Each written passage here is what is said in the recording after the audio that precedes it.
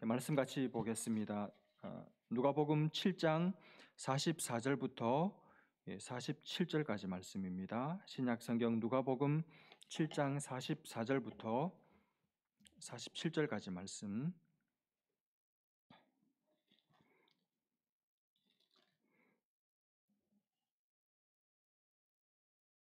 신약성경 102면점에 있습니다. 누가복음 7장 44절부터 47절까지 말씀 찾으셔서 우리 한 목소리로 같이 읽겠습니다. 7장 44절부터 같이 읽습니다. 시작. 그 여자를 돌아보시며 시몬에게 이르시되 이 여자를 보느냐? 내가 내 집에 들어올 때 너는 내게 발 씻을 물도 주지 아니하였으되 이 여자는 눈물로 내 발을 적시고 그 머리털로 닦았으며 너는 내게 입 맞추지 아니하였으되 그는 내가 들어올 때로부터 내 입에 입 맞추기를 그치지 아니하였으며 너는 내 머리에 감람유도 붓지 아니하였으되 그는 향유를 내 발에 부었느니라. 이러므로 내가 내게 말하노니 그의 많은 죄가 사하여졌도다. 이는 그의 사랑함이 많음이라. 사함을 받은 일이 적은 자는 적게 사랑하느니라. 아멘. 중세 가톨릭 교회의 최고의 교황으로 평가받는 그레고리 더 그레이트, 대그레고리라는 분은 오늘 본문을 두고 이런 말을 한 적이 있습니다. 나는 이 기사를 대하면 설교 본문으로 삼고 싶은 마음은 생기지 않고 자꾸 눈물이 나려고 한다. 자꾸 눈물이 나려고 한다. 어떤 마음이었을까요? 이 여인의 모습에 깊은 감동을 받았다는 것이죠. 저는 오늘 여러분과 함께 이 여인의 모습을 자세히 살피면서 우리에게도 눈물이 회복될 수 있기를 간절히 바랍니다. 오늘 본문에 보면 바리새인 시몬이라는 사람이 나옵니다. 이 사람은 직업이 바리새인입니다.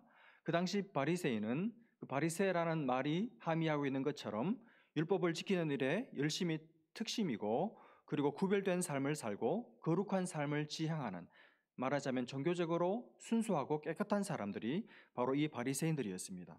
그런데 문제는 이 당시 바리새인들은 예수님을 당시 새롭게 이제 등장하고 있는 예수님을 별로 좋아하지를 않았습니다. 갑자기 나타나서 무슨 학문적인 족보도 없이 사람들을 막 선동해서 자기만의 세력을 형성하고 사회를 혼란에 빠뜨리는 이 예수가 몹시 못마땅했어요. 그래서 여러 차례 이 바리새인들과 예수님 사이에 충돌이 있었습니다. 그래서 바리새인들과 예수님은 사실 그 관계가 그다지 썩 편치를 않았습니다. 그런데 이 시몬이라는 사람은 바리새인임에도 불구하고 무슨 생각인지 어쩐 일인지 예수님을 자기 집에 식사 자리에 초대를 했습니다. 그때 당시나 지금도 그렇지만 여러분, 밥은 아무거나 먹지 않잖아요. 내가 편한 사람들, 내가 좋아하는 사람, 좀 더 깊이 관계를 맺고 싶은 그런 사람을 초대하고 그 초대에 응하는 거잖아요. 그 사람과 식사를 한다는 것은 그 사람을 인정한다는 뜻이잖아요. 그러니까 그 당시 분위기로 봐서 바리새인과 예수님은 같이 식사할 그런 관계가 아닌데 이 시몬이라는 사람은 예수님을 식사 자리에 초대한 것을 보면 그래도 예수님을 어느 정도 인정을 했거나 혹은 적어도 어떤 아직 판단을 종료하지 않은 중립적인 입장에 서 있지 않았을까, 그렇게 볼 수 있을 것 같습니다. 어쨌든 예수님께서 그 식사 초대를 받고 응하셔서 이제 만찬이 시작되었습니다.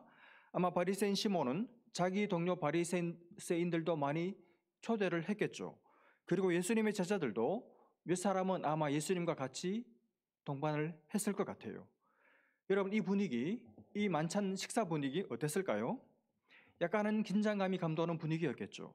서로 허심탄회한 이야기가 주고 오고 간다거나 박장대소하는 그런 분위기는 아니었을 것입니다. 서로 아직은 간을 보는 서로 조심하고 서로를 탐색하는 그런, 말하자면 긴장된 분위기겠죠. 그리고 다들 신앙적이고 종교적인 사람들이다 보니까 뭔가 거룩하고 격식을 차린 그런 분위기였을 것입니다.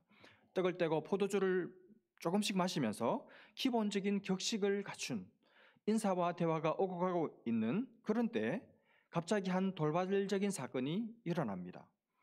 초대를 받지도 않은 한 여인이 이 식사 자리에 들어온 거예요. 여러분, 이 당시 식사 자리에는 물론 초대받은 사람들은 당연히 들어올 수 있지만 초대받지 않은 사람이라 할지라도 그 동네 가난한 사람들이 와서 잔치가 벌어졌을 때 와서 얻어먹을 수는 있었습니다. 그러나 이상하게도 여자는 들어올 수가 없었어요. 그런데 지금 한 여자가 거기다가 그 동네 사람들이 다 아는 유명한 죄인인 여자가, 여러분 여자면서 죄인이니까 틀림없이 매춘부죠. 창녀입니다. 창녀 한 사람이 초대도 받지 않았으면서 느닷없이 불쑥 이 식사 자리에, 거룩한 자리에 슬며시 들어온 거예요. 들어온 것도 마음에 안 드는데 갑자기 이 여자가 돌출 행동을 합니다. 여러분 유대인들은 식사할 때 우리처럼 똑바로 앉아서 식사하지를 않고 비스듬히 누워서 하거든요. 그렇게 비스듬히 누워서 식사하고 계신 예수님 등 뒤로 가더니 예수님 등 뒤에 섰습니다. 그러더니 갑자기 눈물을 흘리기 시작합니다. 한번 흘러내린 눈물이 그칠 줄을 모릅니다. 계속 눈물이 흐르고 있습니다. 흐르던 눈물은 이제 바닥으로 떨어지기 시작하는데 그 눈물이 예수님의 발 위에 뚝뚝 떨어집니다. 근데 그 눈물이 계속 떨어져요. 마치 눈물샘이 고장난 것처럼 그 눈물이 예수님 발을 적십니다. 여러분 발을 적실 정도니까 얼마나 눈물을 많이 흘렸겠습니까? 여러분 그 모습을 누가 봤을까요? 지금 이 장면을 한번 머릿속에 그려보십시오. 예수님이 지금 비스듬히 누워 계십니다. 그리고 그 예수님 등 뒤로 이 죄인인 한 여자가 예수님 등 뒤에 딱 서가지고 눈물을 주룩주룩 흘려 내려보내고 있습니다. 그러면 이 장면을 누가 볼까요? 당연히 예수님 맞은편에 앉아서 식사하는 사람들이겠죠. 누굴까요? 바리새인 시몬과 시몬의 동료 바리새인들이었겠죠. 이 사람들이 지금 이 장면을 전부 다 보고 있는 것입니다. 예수와 이 여자가 겹쳐서 오버랩되고 있는, 서고 앉아있는 그 꼴도 꼴불견이고 그것도 꼴보기 싫은데 거기다가 이 여자는 난데없이 들어와가지고 눈물을 질질 흘리고 있고 그 눈물이 예수의 발에 떨어져서 발이 흥건히 적셔져 있고, 그런데도 예수는 아는지 모르는지 괜찮은지 전혀 이 여자를 제지를 하지를 않습니다. 이게 다 마음에 안 드는 거예요. 너무너무 화가 나는 것입니다. 뭐 이런 여자가 다 있어. 그리고 더 화가 나는 것은 뭐 이런 작자가 다 있어. 남의 식사 자리에 초대받아 와가지고 이 모든 경건한 잔치 분위기를 다 흐트러뜨리고 예의도 없고 상식도 없고 경건도 모르는 선지자일지 모른다는 생각을, 일말의 생각을 가지고 초대했는데 선지자는 무슨 선지자, 무식한 녀석 같으냐고 하면서 다들 겉으로 말은 하지 못하고 속으로 다들 욕을 하고 있었을 거예요. 그런데도 그런 바리새인들의 속생각은 아랑곳하지 않고 이 여인의 눈에서는 하염없이 눈물이 흘러내리고 있습니다. 예수님의 발은 그 덕분에 완전히 이 여인의 눈물바다에 잠겨버렸습니다. 봤겠죠? 눈물을 흘리다가 예수님의 발이 눈에 들어왔을 거예요. 자기 눈물에 적셔진, 아니 자기 눈물에 푹 잠긴 예수님의 그 발을 보고 이 여인은 예수님의 발을 이제 닦기 시작합니다. 뭘로 닦아야 됩니까? 수건으로 닦아야 되잖아요. 근데 그러지를 않아요. 여인의 자존심의 상징인 여인의 명예와 면류가 아닌 자기의 머리털로 예수님의 발을 닦기 시작합니다.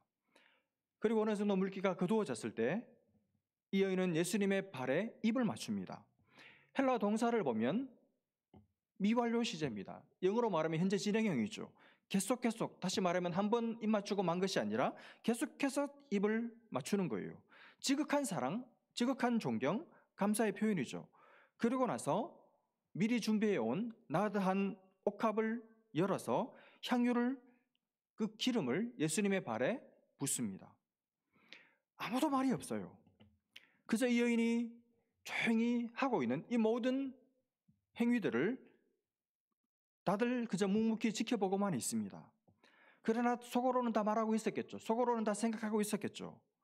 판단하고 있었겠죠. 그리고 결정을 내렸을 거예요. 여러분 제가 처음에 말씀드렸죠. 이 시몬이라는 사람 바리새인이었지만 그래도 어느 정도 예수라는 사람에 대해서 관심도 있고 한번 알아보고 싶었습니다.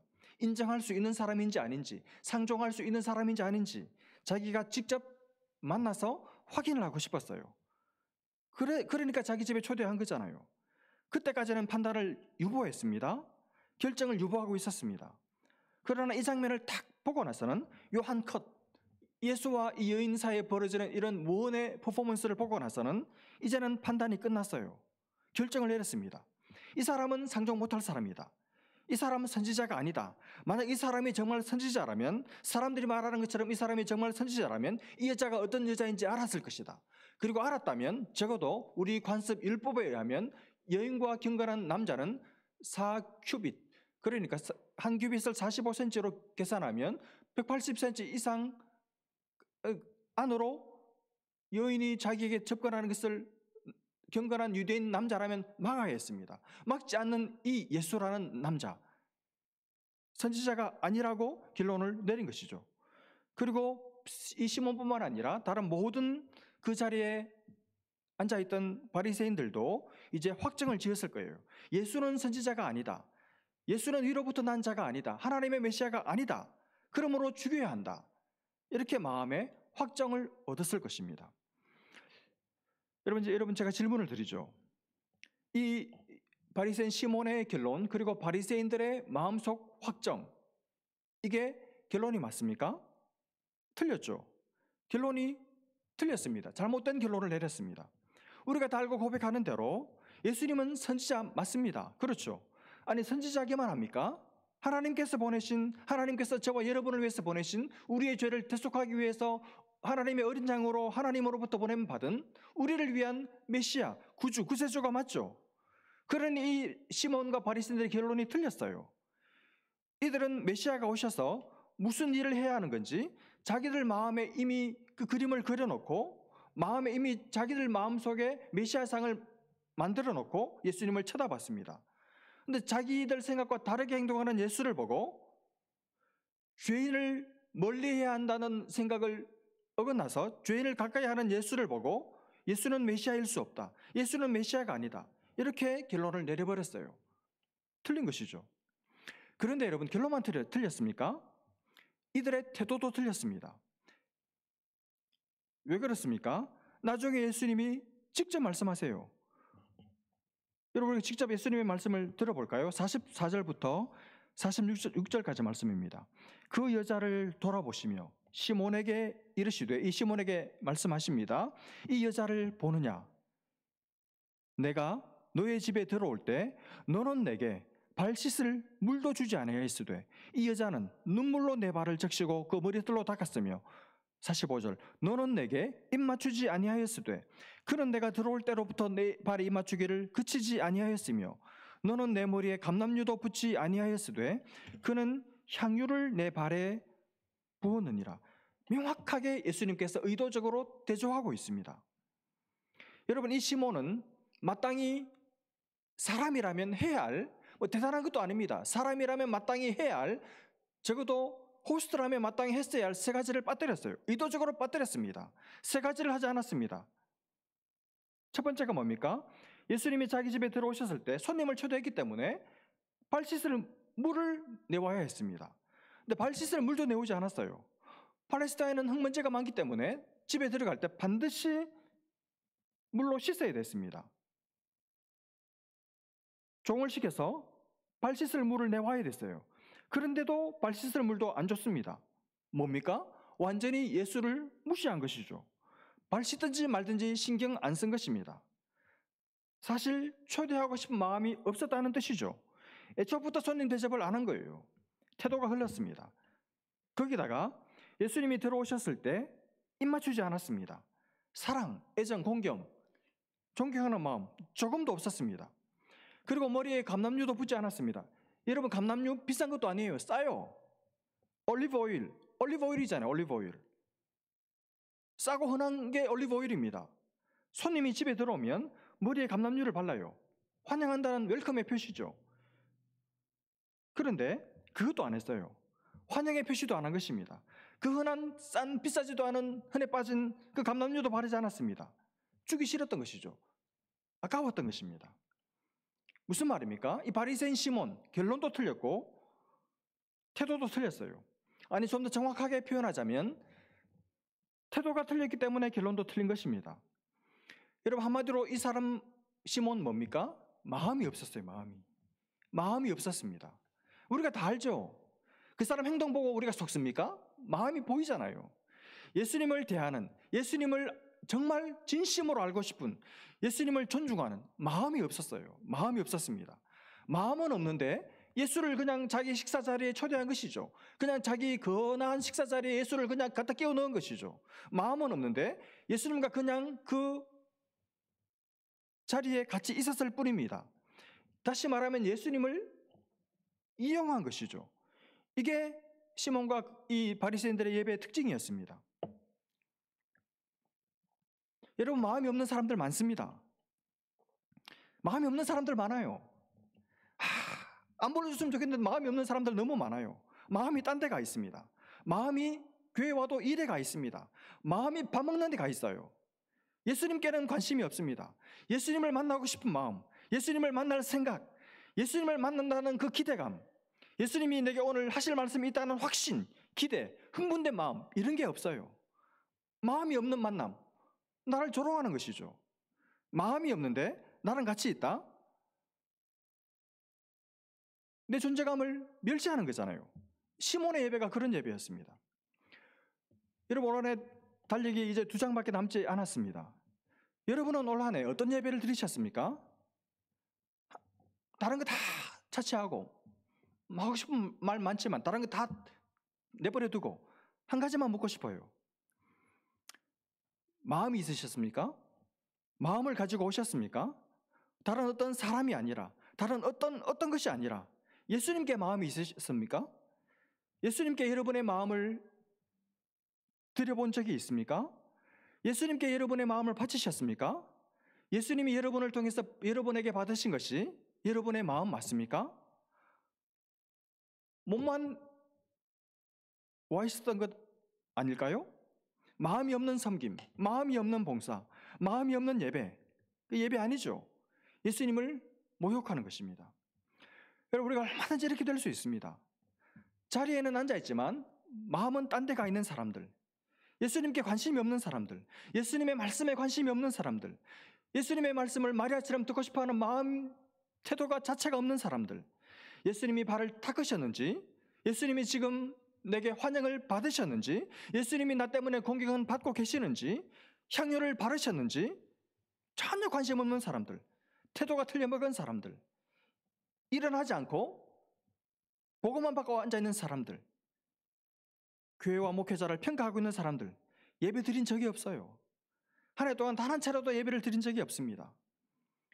우리가 그렇게 될 수 있습니다. 그러나 이 여인을 보십시오. 누구나 다 아는 죄인입니다. 몸을 팔아서 생계를 이어가는 기구한 불쌍한 여인입니다. 죄가 누구보다 많죠. 그러나 어느 날 예수님의 소식을 듣습니다. 그분은 직업 상관 안 한다. 그분은 종교적인 열심 하나도 안 따진다. 얼마나 헌금을 많이 했느냐 적게 했느냐, 뭐 신앙의 대를 이어온 그런 집안이냐 아니냐, 그분은 그런 데 관심 없다. 심지어 죄를 많이 지었느냐 안 지었느냐도 전혀 중요하지 않다.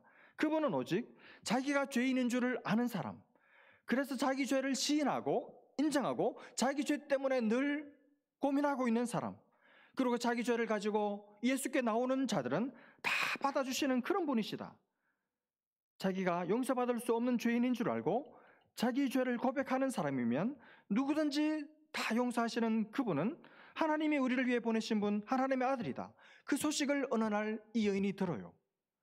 그 소식을 들었을 때 그분이야말로 자기에게 절대적으로 꼭 필요한 사람이라는 것을 절감하게 됩니다. 그리고 단 한 번도 만나지 못했지만 그분을 마음으로 받아들입니다. 마음으로 그분을 믿습니다. 마음으로 그분께 자기 죄를 고백합니다. 죄인을 용서하시는 분, 그 예수를 그는 마음으로 받아들이고 마음으로 믿고 마음으로 사랑하게 됩니다. 그분을 마음에 품습니다. 여러분, 이 여인은 창의로 삶을 살아가면서 평소에 늘 습관처럼 하나의 버릇이 있었어요.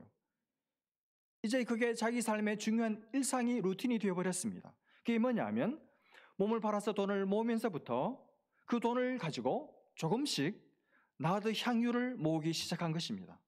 그 비싼 향유를 한꺼번에 살 수가 없어서 돈이 생길 때마다 조금씩 돈을 모아가지고 이 나드 향유를 모으기 시작해요. 왜 그랬을까요? 재산 축적 용도였을까요? 아닙니다, 여러분. 이 향유는 자기 순결 지향의 마치 상징과도 같은 것이었어요. 비록 몸을 팔아 생계를 연명하고 있지만, 무수한 남자들을 무의미하게 대하고 살지만, 비록 몸과 마음이 짓밟히고 더럽혀지는 그런 삶을 하루도 빠뜨리지 않고 살아가고 있지만, 늘 마음속에, 자기 마음속으로는 늘 순결에 대한 지향, 늘 순결에 대한 열망이 가슴속에 살아있는 것이죠. 깨끗함에 대한, 순수함에 대한, 순결에 대한 지향이 있는 것입니다. 비록 내 몸은 더럽혀지지만 내 내면만은, 내 인격과 영혼은 순수와 순결과 깨끗함을 열망하고 지향하는 것이죠. 그래서 그 순수의 순결의 상징과도 같은 이 나드 향유를 조금씩 모으면서 자기를 지켜오고 자기를 버텨온 것이죠. 비록 나는 몸은 팔고 있지만 이건 내가 어쩔 수 없이 하는 일이야. 자기 순결을 보증하는, 스스로에게 자기 메시지를 던지는 유일한 상징물이 이 나드 향유였습니다. 어느 정신대 할머니가 돌아가시면서 손에 뭘 꼭 쥐고 돌아가셨어요. 옥양목으로 만든 아주 낡은 하얀 손수건이었습니다. 늘 깨끗하게 빨아가지고 옛날 방식으로 풀을 먹이고 다리미로 다려서 곱게 접은 그 하얀 손수건을 이 할머니는 늘 쥐고 다니셨는데, 돌아가시면서 그 손에 꼭 그 마지막 하얀 손수건을 손에 쥐고 돌아가셨습니다. 그 손수건은 이 할머니에게 위안부로서 일본에 끌려가서 위안소 있을 때부터 가지고 다니시던 손수건이었어요. 나라가 힘이 없어가지고 나라가 지켜주지 못해서 그 꽃다운 나이에 어쩔 수 없이 끌려가서 정말 말로도 할 수 없는 수모를 당하고 능욕을 당하고 치욕과 더러움 속에서 몸을 떨면서 견딜 수 없는 내면의 영혼의 아픔을 버텨내면서 그렇게 살았지만, 마음속에 자기 내면과 영혼에 이건 내가 원해서 한 일이 아니야, 내가 스스로 한 것이 아니야 하는 자기의 내면의 내적인 순결을 상징하는 그 물건이 바로 이 할머니의 하얀 손수건이었죠. 그걸 평생 간직하고 살다가 죽을 때도 그걸 손에 꼭 쥐고 돌아가신 것입니다. 자기의 순결의 상징과도 같은 것이죠. 이 여인에게 이 향유가 바로 그런 거예요. 나의 순결, 나의 순백함에 대한 지향, 그 상징, 그걸 모으고 있었습니다. 그런데 어느 날 마음으로 품었던 바로 그 예수님이 자기 동네에 오신다는 거예요. 그 소식을 듣게 돼요. 그때 이 여인은 단 한 가지를 준비합니다. 바로 이 향유를 준비해서 갑니다. 여러분, 이 여인이 예수님을 만나러 가면서 왜 이 향유를 준비해서 갔을까요? 물론 드리고 싶었겠죠. 그러나 단순히 비싸고 고귀한 것이기 때문에 드린 것만은 아닙니다. 이 여인이 이 향유를 가지고 간 이유는 더 이상 이게 필요 없게 되기 때문이죠. 자기 순결을 상징하는 이 물건이 더 이상 필요가 없게 됐어요. 왜 그렇습니까? 이제 더 이상 상징이 필요 없기 때문이죠. 실체가 나타났기 때문이죠. 예수님이 자기 죄를 용서해 주셨잖아요. 자기가 예수를 믿는 그 순간 자기 죄가 용서받고 이제 순결해졌기 때문이죠. 깨끗해졌기 때문이죠. 이제 더 이상 이걸 모을 필요가 없어졌어요. 상징이 필요 없어졌습니다. 실체를 만났기 때문이죠. 그분이 나의 순결을 보장해 주셨어요. 그분이 나를 순결하게 만들어 주셨습니다. 이제 더 이상 여인은 더러운 여인이 아닙니다. 그분 앞에서, 아니 온 세상 앞에서 그녀는 이제 더 이상 죄 없습니다. 여러분, 죄인 아닙니다. 더 이상 죄인이 아닙니다. 용서받은 죄인이죠. 깨끗한 사람이죠. 순결한 사람이 된 거예요. 그래서 그 기쁨의 표시로 그 감사를 표현하고 싶어서 예수님을 찾아갔고, 그저 예수님께 그 향유를 부어드리고 싶었습니다. 여러분, 부어드리면서 만약 이 여인이 예수님께 말을 할 수 있었다면 무슨 말을 하고 싶었겠습니까? 예수님은 이 향유보다 귀합니다. 이제 더 이상 제게는 이 향유가 필요 없습니다. 예수님이 제 향유이십니다. 당신은 제 죄를 다 씻어주셨습니다. 당신은 저를 의롭게 해주셨고, 당신은 저를 깨끗하게 해주셨고, 당신은 저를 순결한 여자로 만들어 주셨습니다. 당신은 저를 육체로가 아니라 한 인격으로, 한 영혼을 가진 고귀한 인생으로 저를 사랑해 주셨습니다. 저를 받아주셨습니다. 저도 이제 주님을 사랑합니다. 아마 이 고백을 드리고 싶었을 거예요. 그냥 조용히 슬며시 들어가서 붓고 나오고 싶었지만 예수님의 등 뒤에 서는 순간 그만 눈물이 터져버린 것이죠. 자기 지난날의 치욕스러운 순간들이 떠오르면서, 그리고 예수님 때문에 용서받은 그 구원의 기쁨, 구원의 감격이 가슴에 차올라오면서 주체할 수 없는 눈물이 터져버린 것입니다. 수습할 수 없을 정도가 돼버린 거예요. 그래서 정신없이 눈물을 흘리다가 예수님의 발을 자기 머리털로 닦고, 그리고 겨우 정신을 차리고 준비해 온 향유를 예수님께 정성껏 부어드린 것이죠. 여러분, 이러려고 온 것이 아닙니다. 원래 계획은 이게 아니었어요. 그냥 조용히 가서 향유만 붓고 오려고 했습니다. 그런데 각본이 달라지게 된 것이죠. 자기 감정이, 자기 가슴이, 자기 마음이 이렇게 각본을 뒤바꾼 거예요. 이게 이 여인의 예배였습니다. 여러분, 이 여인의 예배의 특징이 뭡니까? 용서받은, 그리고 구원받은 마음이 있었습니다. 마음이 있는 예배였어요. 맨 먼저 준비해 간 것은 여러분 마음이었습니다. 마음, 사랑이었습니다. 사랑. 그리고 자기의 가장 값진 것, 자기의 순결의 상징, 더 이상 필요 없게 되었으니까. 왜냐하면 이제는 자기 마음에 예수님이 들어오셨으니까. 이 향유를 예수님께 반납하기 위해서 향유를 준비해 갔습니다. 이 여인은 예수님께 갈 때 누구도 생각하지 않았습니다. 누구를 만날 생각을 안 했습니다. 오직 예수님만 보고 오려고 했습니다. 예수님만 보고 싶었어요. 예수님께 드리고 오면 그걸로 끝입니다. 그게 그녀의 목적입니다. 예배드리는 목적, 예수님뿐이에요. 예수님을 만나서 그분께 감사한 마음을 표현하고 돌아오는 것, 그걸로 끝입니다. 다른 게 없었습니다. 누구를 만나고 누구와 밥 먹고 그런 게 없었어요. 목표 오직 단 하나입니다. 예수님 보고 온다. 끝. 근데 갔는데, 만났는데 가슴이 말을 듣지 않는 거예요. 마음이 나대기 시작한 것입니다. 가만히 있지를 않아요. 막 끓어오릅니다. 흥분이 됩니다. 좋아 죽으려고 합니다. 뜨거워지기 시작해요. 결국 그 뜨거운 가슴의 열기가 눈으로 올라가서 눈이 벌겋게 충혈되기 시작하더니 결국 눈에서 눈물이 터져 나오기 시작한 것이죠. 멈출 줄을 몰라요. 고장난 것 같습니다. 절제하려고 했지만 참으려고 애를 써봐도 참을 수가 없었습니다. 터져버린 것이죠. 폭발했습니다. 이게 그녀의 예배입니다. 오늘 우리 예배는 얼마나 절제되었습니까?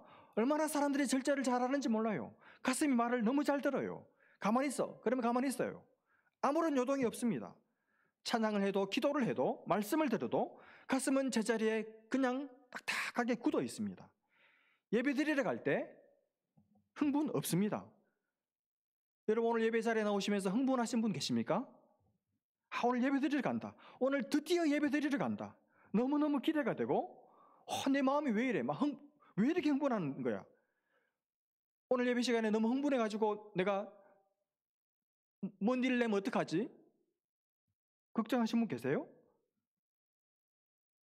다른 건 다 준비해도 마음을 준비하셨습니까?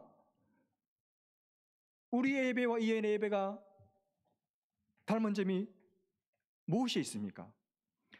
여러분, 아마 이 거룩한 분위기, 이 여인 때문에 완전히 망쳤을 거예요. 분위기 망치는 예배였습니다. 찬양을 하다가 나대는 가슴 때문에 예배 흐름을 깨버리는 그런 예배. 하나님의 말씀을 듣다가 하나님의 현존이 너무나 강렬하게 내 가슴에 박혀와서 막 소리 지르게 되는 그런 예배. 분위기 망치는 예배. 여러분, 분위기 망쳐도 돼요. 가슴이 말을 안 듣는데 어떻게 예배 흐름을 그대로 따라갈 수가 있습니까? 우리가 너무 바리새인화 된 게 아닌지 이 아침에 우리 스스로를 한번 점검해 볼 수 있기를 바랍니다.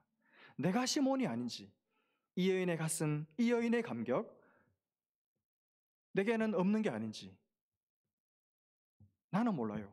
나는 이 여인의 마음을 하나도 모르겠어. 도통 모르겠어.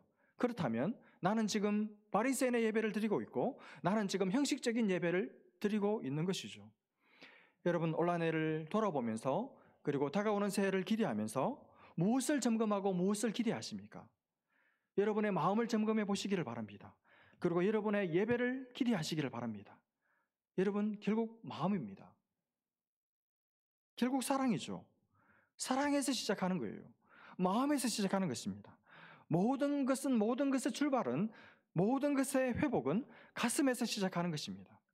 사랑에서 출발하는 것이죠. 마음이 없으면, 사랑이 없으면 아무것도 없는 거예요. 아무런 이유가 없습니다. 아무것도 안 하는 것이죠. 여러분, 그러나 사랑이 있으면, 가슴만 움직이고 있으면 뭐든지 할 수 있습니다. 다 살아날 수 있습니다. 모든 것이 회복될 수 있습니다. 여러분, 식어버린 가슴을 회복하는 은혜가 있기를 바랍니다. 잃어버린 사랑을 회복하는 은혜가 여러분과 저에게 있기를 간절히 바랍니다. 이 여인의 예배가 나의 예배가 되고 우리 공동체 예배가 될 수 있기를 주님의 이름으로 축복합니다. 기도하겠습니다. 하나님 아버지, 내가 드린 예배, 내가 드리고 있는 예배가 바리새인들의 예배가 아닌지 아침에 돌아볼 수 있도록 말씀 주신 것 감사하고, 하나님, 너무나도 이 여인의 예배와 멀리 떨어져 있는 우리의 예배를 돌아보며 하나님, 다시 한 해를 이 말씀 앞에 재조명하고 또 재점검하고 다시 한번 새로운 회복, 새로운 기대를 가지고 출발할 수 있도록 우리에게 은혜를 베풀어 주옵소서. 믿고 감사하며 예수님의 이름으로 기도합니다. 아멘.